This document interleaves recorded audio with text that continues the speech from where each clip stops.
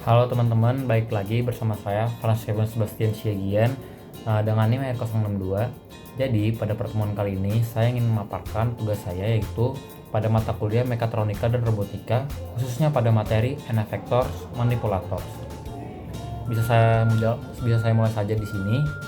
Untuk pengertiannya sendiri, N-Effector adalah perangkat yang terpasang di ujung lengan robot yang berinteraksi langsung dengan lingkungan atau benda kerja. Istilah manipulator efektor pada dasarnya itu merujuk pada N-Effector itu sendiri. Manipulator mengacu pada lengan robot yang memanipulasi atau menggerakkan benda, dan efektor adalah perangkat di ujung lengan tersebut. Jadi, bisa dikatakan bahwa N-Effector adalah bagian paling ujung dari manipulator. Lalu untuk fungsinya, fungsi N-Effector ada beberapa macam, yaitu memegang dan memindahkan objek, melakukan tugas spesifik, mengangkat objek dengan metode non mekanis, memberikan umpan balik sensor, serta mengganti alat secara otomatis. Kemudian, untuk manipulator memiliki fungsi yaitu mengontrol pergerakan dan orientasi dan N-Effectors. Kemudian, menyediakan fleksibilitas gerakan dengan beberapa derajat kebebasan atau degrees of freedom. Lalu, ada mendukung beban. Oke, untuk jenis-jenisnya, N-Effector memiliki beberapa jenis, yaitu ada grippers. Grippers adalah jenis N-Effector yang dirancang untuk menggenggam, memegang, dan memindahkan objek. Mereka adalah salah satu N-Effector paling umum digunakan dalam aplikasi robotik. Cara kerja grippers itu sendiri, grippers menggunakan mekanisme jari atau rahang yang dapat membuka dan menutup dan mencengkram objek. Kemudian, gerakan ini dapat dikendalikan secara pneumatik, hidrolik, atau elektrik. Lalu, jenis yang selanjutnya itu ada vacuum N-Effectors. Vacuum N-Effectors atau suction cup N-Effectors menggunakan tekanan vakum untuk mengangkat dan memindahkan objek. Mereka ideal untuk objek yang halus, datar, atau sulit dipegang dengan grippers mekanis. Kemudian untuk cara kerjanya sendiri yaitu menggunakan pompa vakum untuk menciptakan hisapan pada permukaan objek. Suction cup atau penyedot ditempelkan ke permukaan objek dan tekanan negatif menahannya dengan aman. Untuk jenis selanjutnya itu ada rotational motorized N-Effectors. Rotational motorized N-Effectors adalah N-Effector yang dilengkapi dengan motor untuk melakukan gerakan rotasi atau putaran.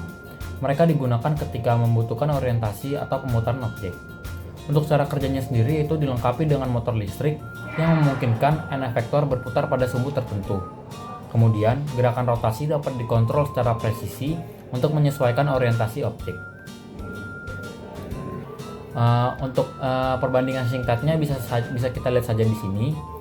Beberapa perbandingan antara grippers, vacuum N-Effector, dan rotational motorized N-Effector.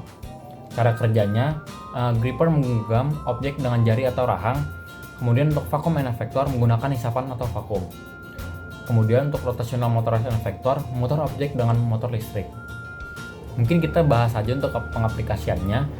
Grippers pengaplikasiannya itu pada perakitan, pengambilan, dan penempatan. Kemudian untuk vacuum N-Effector, pengaplikasiannya pada pengangkatan panel, kemasan, dan bahan rapuh. Lalu untuk rotational motorized N-Effectors, pengaplikasiannya pada perakitan sekrup, inspeksi, dan pemrosesan. Oke, dengan materi yang saya sampaikan tadi, saya ingin menyimpulkan yaitu N-Effectors dan manipulator effectors adalah dua komponen kunci dalam sistem robotik yang saling melengkapi untuk menjalankan tugas-tugas fisik dengan presisi dan efisiensi tinggi. N-Effectors berfungsi sebagai tangan atau alat robot yang berinteraksi langsung dengan objek atau lingkungan, seperti menggenggam, memotong, atau mengangkat. Keduanya bekerja sama dalam berbagai aplikasi, mulai dari industri manufaktur, logistik, hingga kedokteran dan eksplorasi luar angkasa. Contohnya, grippers digunakan untuk memindahkan komponen di jalur perakitan. Vacuum N-Effectors cocok untuk mengangkat panel kaca atau bahan rapuh. Sementara rotational motorized N-Effector digunakan dalam tugas perakitan yang membutuhkan pemutaran sekrup atau orientasi objek. Oke teman-teman, mungkin itu saja yang bisa saya sampaikan pada pertemuan kali ini. Mohon maaf apabila ada kekurangannya. Terima kasih sudah mendengarkan.